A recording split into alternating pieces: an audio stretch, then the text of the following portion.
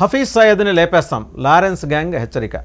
ప్రపంచానికే నువ్వు పెద్ద టెర్రరిస్ట్ అయితే నిన్ను మించినోడు వీడికి పిచ్చలేసిందంటే ఏ రకంగా ఉండితే నీ పిచ్చ పనికిరాదు. జనం అది అంటున్నారనమాట. అది సో మొత్తానికి ఏంటంటే నువ్వు ప్రపంచాన్ని లేపేయాలనుకుంటే నిన్ను లేపేయాలనుకున్నాడు ఒకడు వచ్చాడు, నీకు మొగుడు వచ్చాడు ఒక రకంగా, లారెన్స్ బిష్నోయ్. వీళ్ళు ఏం మాట్లాడుతున్నారు, వాళ్ళకు ట్వీట్ చేశారు ఎక్స్ ప్లాట్ఫామ్ మీద.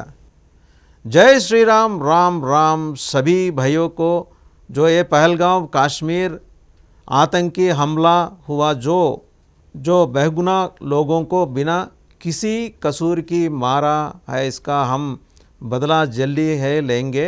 इन्होंने तो हमारे नाजायज़ आदमी मारे, हम इनके ज़याज़ मारेंगे.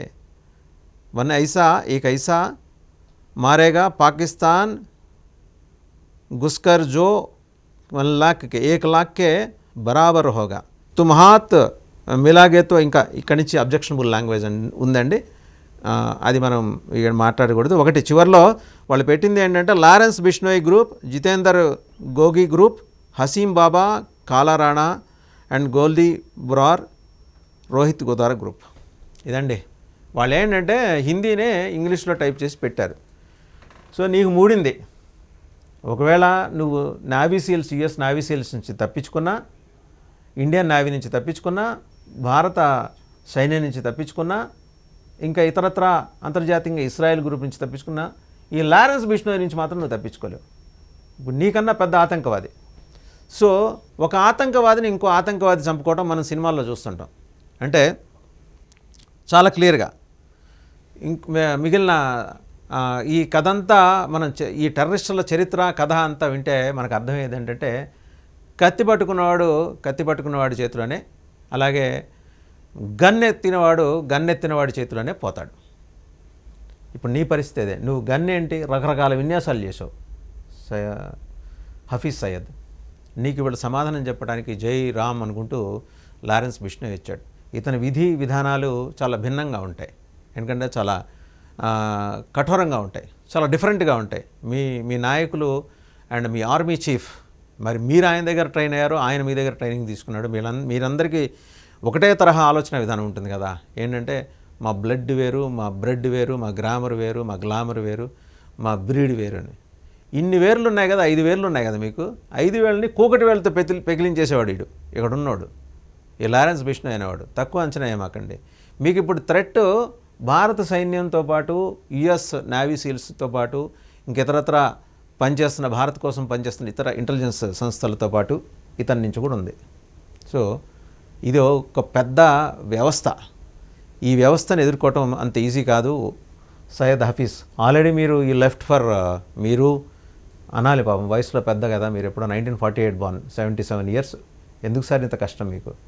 ఈ దశలో సముద్రంలో బోట్లు ఎక్కి వేరే మళ్ళీ షిప్ మారి సౌదీకి చేరుకొని అక్కడ ఆ సౌదీ రాజు ఆశ్రమిస్తాడో లేదో తెలియక, అక్కడున్న గ్యాంగులను నమ్మాలో లేదో తెలియక, మరోపక్క మీకు పొంచి ఉన్న ప్రమాదం దావూద్ ఇబ్రహీం, ఆ దావూద్ ఇబ్రహీం గ్యాంగులు అక్కడ మిమ్మల్ని ఏం చేస్తాయో తెలియక, చోటా షకిల్ మీ వెంబడి పడుతున్నాడట. చోటా షకిల్ ఎక్కడొచ్చి మిమ్మల్ని ఎన్కౌంటర్ చేస్తాడో తెలియక 78 ఏళ్ల వయసులో బీపీ, షుగర్, ఇంకా లెక్కలేని రోగాలతో సతమతమవుతూ ఆవేశంగా ఆక్రోశంతో మీరు బయటకు వచ్చి చేసే ప్రసంగాలు అది కూడా చూడొచ్చు. అది కూడా మనం ఇప్పుడు ఆ వీడియో చూద్దాం. మీరు మొన్న మాట్లాడారు కదా, ఏది భారత్ నుంచి సింధు జలాలు ఆపేస్తే మోడీ గారి శ్వాస ఆపేస్తామని, అది కూడా చూద్దాం.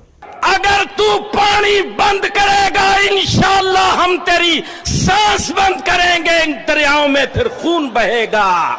సో ఆ వీడియో చూశారు కదా, దాంట్లో ఏమంటాడు, ఆయన వయసు, ఆయన శరీరం, ఆయన ఆరోగ్య పరిస్థితి దృష్ట్యా చాలా ఆయాసంతో మాట్లాడాడు. అవసరమా? దీనికి తోడు ఇప్పుడు మిమ్మల్ని లారెన్స్ బిష్నోయ్ తగులుకున్నాడు. ఈ బిష్నోయ్ గ్రూప్ ఉంది చూసారా, చాలా తలకాయ నొప్పి. ఇక్కడ భారతదేశంలో బాలీవుడ్ టాప్ స్టార్సే పోసుకుంటారు ఈ పేరు చెబితే, లారెన్స్ బిష్నోయ్ పేరు చెబితే. వాళ్ళు ఏం లెక్క చేయరు. ఇది ఒక డిఫరెంట్ తెగ. మీకు బలూచీలు ఉన్నారు కదా, మాకు బిష్నోయ్లలాగా. మీకు బలూచిస్తాన్ ఎలా ఉందో పాకిస్తాన్ అనుకొని, మీకు నైట్ పేరు కదా, వాళ్ళు చుక్కలు చూపిస్తున్నారు, రైళ్ళు వాళ్ళు హైజాక్ చేస్తారు. ఇతను ఏం చేస్తాడంటే లారెన్స్ బిష్నోయ్ గ్యాంగ్ ఏంటంటే ఎక్కడ ధర్మానికి హాని జరుగుతుందో, గ్లాని జరుగుతుందో అక్కడ ప్రత్యక్షం అయిపోతాడు. అంటే ఆయన అనుకున్న ధర్మానికి, ఆయన అనుకున్న న్యాయానికి హాని జరుగుతున్నప్పుడు ఇప్పుడు జరిగింది. ఇప్పుడు దేశం తరఫున ఈ ఆతంకవాది పోరాటం చేస్తున్నాడు. మీ దృష్టిలో ప్రభుత్వాల దృష్టిలో అతను ఆతంకవాది, మీ దృష్టిలో ఆతంకవాది. మిమ్మల్ని చూస్తుంటే కొన్ని సందర్భాల్లో జాలి కూడా అనిపిస్తుంటుంది సార్. సారనే అనాలి, వయసులో పెద్ద కాబట్టి. హఫీజ్ సయీద్ గారు మాకు తెలుగు సినిమా రంగంలో జయప్రకాష్ రెడ్డి గారని ఒక కమెడియన్ ఉండేవారు, క్యారెక్టర్ ఆర్టిస్ట్ కూడా. ఆయన జయప్రకాష్ రెడ్డి గారు ఆయన ఒక స్లాంగ్లో మాట్లాడింది, ఏమిరా బాలు నీతో ఏమి ప్రయోజనం అని. ఇప్పుడు మీరు ఆయన్ని చూసి, ఈ బిష్ణోయిని చూసి అలా అంటారు, ఏమిరా బాలు ఇలా నన్ను ఎందుకు వెంటబడుతున్నావని. అతను చెప్పినా మీకు అర్థం కాదు, అతను చెప్పడు, వస్తే విధ్వంసమే. మన రవితేజ సినిమాల్లో ఉంటుంది కదా ఆ డైలాగ్స్, పరుచూరు బ్రదర్స్ డైలాగ్స్ అవన్నీ ఉంటాయి. వాళ్ళ గురించి మీకు తెలియదు అనుకోండి, చెప్పినా మీకు అర్థం కాదు. చాలా పవర్ ప్యాక్డ్ డైలాగ్స్. వాళ్ళ డైలాగ్స్కి ఏంటంటే ఆడియన్స్ చప్పట్లు కొడతారు. వాళ్ళ డైలాగ్స్ తోటి హీరో ఎంట్రీ ఇచ్చే చప్పట్లు కొడితే రైళ్లు గాల్లోకి లేస్తాయి. అలాంటి వాళ్ళు ఆల్రెడీ మీ దగ్గర ఉన్నారు బెలూచిస్తాన్లో. వాళ్ళు రైళ్ళని హైజాక్ చేస్తున్నారు. ఇప్పుడు వాళ్ళని మించినోడు వస్తున్నాడు, బలూచులను మించినోడు బిష్ణోయ్, ఈ లారెన్స్ బిష్ణోయ్. మీకు సినిమా చూపించడానికి, మీకు ఏ భాషలో కావాలంటే ఆ భాషలో సినిమా చూపిస్తాడు. మల్టీ కలరా, లేకపోతే మీరు మల్టీప్లెక్స్లో చూడాలంటే మల్టీప్లెక్స్, లేకపోతే వీధుల్లో కూర్చొని చూడాలంటే వీధుల్లో, రచ్చబండ మీద చూడాలంటే రచ్చబండ మీద, ఏ స్క్రీన్కి ఆ స్క్రీన్ రెడీ చేసి వస్తున్నాడు. సో ఇలాంటి వాడిని మీరు ఎలా ఎదుర్కొంటారు? సో మీకు అర్థమవుతుంది కదా, లారెన్స్ బిష్ణోయ్ అనేవాడు భారతీయ సినిమా రంగం మీద వేసిన ముద్ర. స్టార్ హీరోలు పోసుకుంటారు. ఇలాంటి వాడు ఇవాళ సయ్యద్ హఫీజ్ని అంటాడటానికి రంగంలోకి దిగాడు.